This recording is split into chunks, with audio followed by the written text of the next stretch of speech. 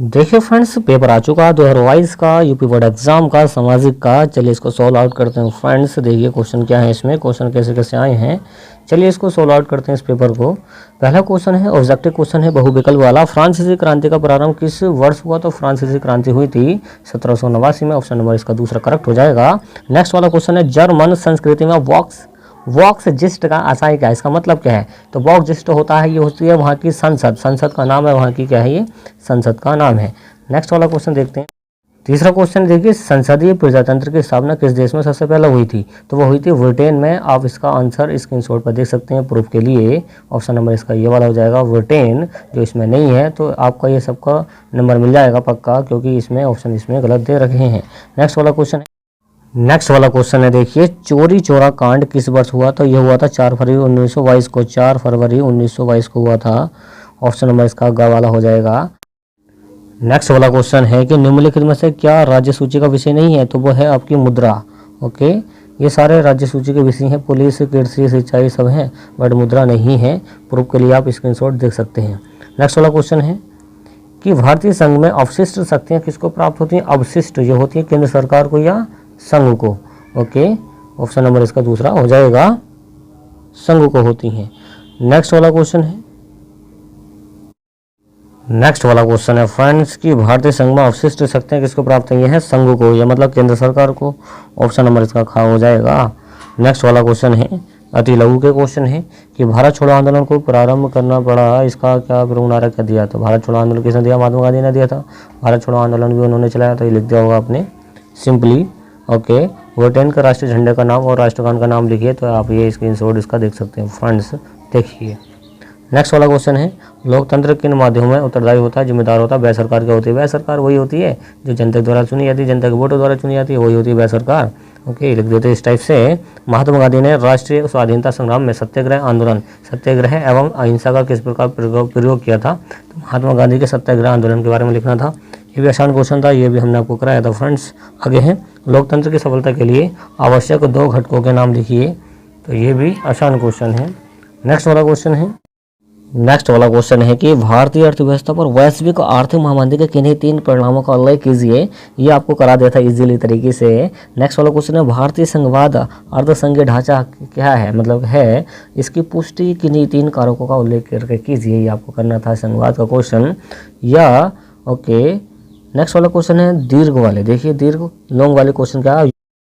Next वाला question है जो लॉन्ग क्वेश्चन है, यूरोप में राष्ट्रवाद के उदय में जर्मनी एवं इटली के एकीकरण का योगदान बताइए। तो जर्मनी का एकीकरण कैसा हुआ था और इटली का एकीकरण कैसा हुआ था, ये आपको लिखना था। ओके, या फिर इसके या में है वैश्विक आर्थिक महामंदी के किन्हीं 3 कारणों का उल्लेख कीजिए। ये कर देना था या ये कर देना, आपके दोनों याद थे। ओके, उम्मीद है आपने सब कर दिया होगा। नेक्स्ट वाला क्वेश्चन क्या है, भारतीय संविधान के संज्ञात्मक विशेषताओं का उल्लेख कीजिए। आपातकाल में यह किस प्रकार एकात्मक हो जाता है? तो भारतीय संविधान में संज्ञात्मक विशेषताओं का उल्लेख करना है, जो संविधान के अकॉर्डिंग चीज़ें चलती हैं उनकी विशेषताओं का वर्णन करना है। भारत में स्थानीय शासन के किन्हीं 3 गुणों का समस्याओं का उल्लेख कीजिए। ये स्थानीय शासन होता है, स्थानीय निवास में कैसे लोग रहते हैं उसके बारे में, गुणों में, उनकी समस्याओं के बारे में लिखना लोगों की। ओके, नेक्स्ट वाला क्वेश्चन है आपका जो 14वां क्वेश्चन है, ये आपका गया मानचित्र वाला क्वेश्चन है। देखिए फ्रेंड्स, क्वेश्चन नंबर 14 है। 14 का पहला क्या है, वह स्थान जहां अंग्रेजों ने अपनी पहली राजधानी बनाई थी। तो पहली राजधानी बनाई थी कोलकाता। ओके, दूसरी बनाई थी दिल्ली, फिर तीसरी बनाई है नई दिल्ली। तो इस तरीके से राजधानी चेंज हुई हैं। पहले थी कोलकाता पहली राजधानी। नेक्स्ट वाला है वह स्थान जहां 1929 में कांग्रेस अधिवेशन हुआ, यह हुआ था लाहौर अधिवेशन। ओके, 1929 में। नेक्स्ट वाला है वह स्थान जहां जलियांवाला बाग हत्याकांड हुआ, तो ये अमृतसर हुआ था पंजाब में। ओके, वह स्थान जहां सूती श्रमिकों की सत्याग्रह हुआ, तो ये अहमदाबाद पहुंच गए थे ये गांधी जी और श्रमिकों को लेकर। इसका 5वां क्वेश्चन क्या है कि वह स्थान जहां किसान सत्याग्रह आंदोलन हुआ था। तो किसान सत्याग्रह आंदोलन हुआ था बिहार के चंपारण में, जो किया था गांधी जी ने। ओके, ये लिखना था आपको और दर्शाना था मानचित्र में। ये केवल देखिए केवल दृष्टिबाधित परीक्षाओं के लिए होता है, जिनके नज़र कमज़ोर होती है ना, वो उनको ये इससे कौन सा ना से लिखने होते हैं। ओके, ये भी सब आप कर देंगे, काफ़ी ईजी क्वेश्चन है। हाँ, नेक्स्ट वाला क्वेश्चन है क्या है, किसी देश के विकास को निर्धारित करने का आधार है विकसित देश के लिए भाई स्वास्थ्य व शिक्षा का स्तर अच्छा होना चाहिए, ये भी ठीक है। प्रति व्यक्ति आय भी टॉप की होनी चाहिए, ये भी अच्छा है। व्यक्तियों की साक्षरता ये भी अच्छी होनी चाहिए, तो ये सभी हो जाएंगे ना। तो इन सभी कामों की वजह से देश विकसित हो सकता है ना, ऐसा आइडिया लगा के इसको कर देते। आसान क्वेश्चन था।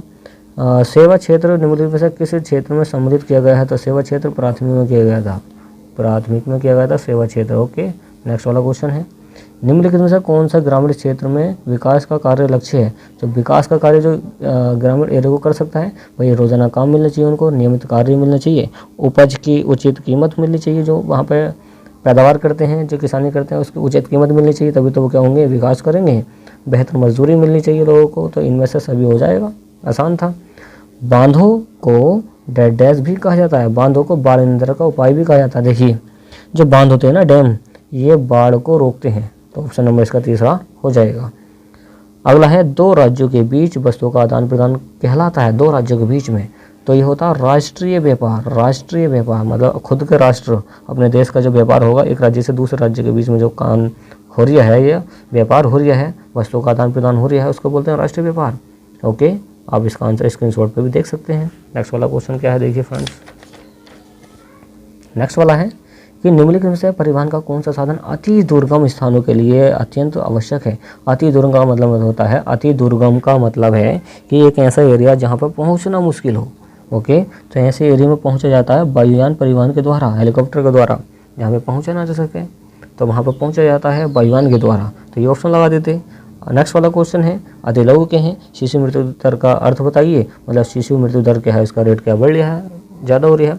उपभोक्ताओं के शोषण के रोकने के लिए किन्हीं उपाय, तो उपभोक्ताओं के शोषण हमने किस तरीके से आपको कराया था, आपने लिख दिया होगा, वही घटिया सामान दे के, ओके, कम तोल के, और जो अनाज होता है वो कम तोल के, इस टाइप से क्वेश्चन को लिखना था, आसानी से कर दिया होगा आपने।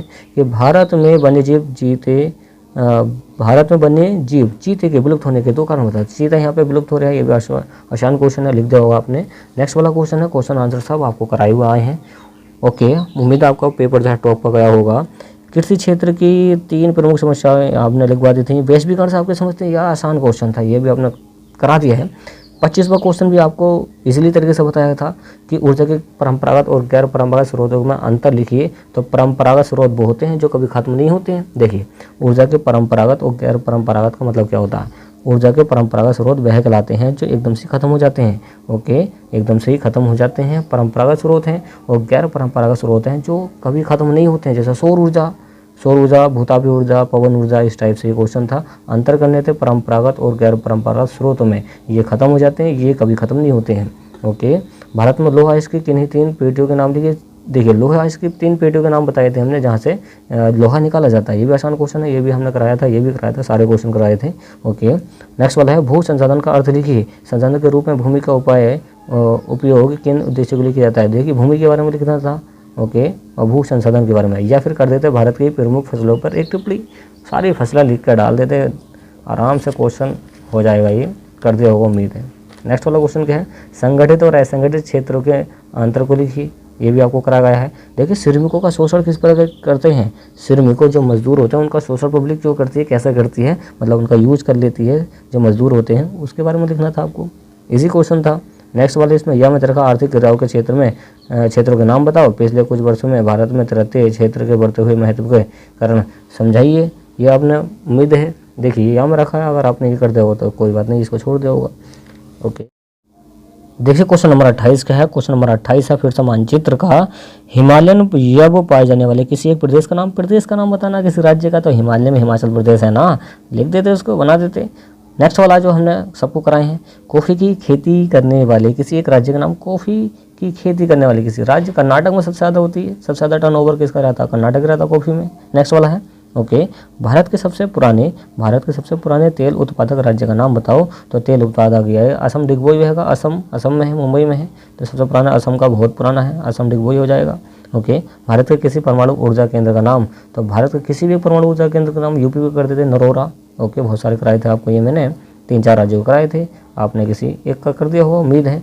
मुंबई नगर कहाँ पे चिन्हित है, तो मुंबई महाराष्ट्र में है, कर दिया होगा, इजीली क्वेश्चन है। नेक्स्ट में क्या है, हाँ, ये आपका आ गया, केवल दृष्टिबाधित परीक्षाओं के लिए, जो इनकी नज़र कमजोर है वो इसको करो। ओके, तो उम्मीद है ये आपने पूरा पेपर कर दिया होगा इजीली तरीके से। तो सब आसान पेपर में, मतलब क्या क्वेश्चन सारे आसान ही हैं इस पेपर में, तो उम्मीद है कि आपका अच्छा रिजल्ट आएगा। ओके फ्रेंड्स, अगर वीडियो आपको पसंद है, वीडियो को लाइक एंड शेयर कीजिए, चैनल को सब्सक्राइब कीजिए। Thanks for watching guys.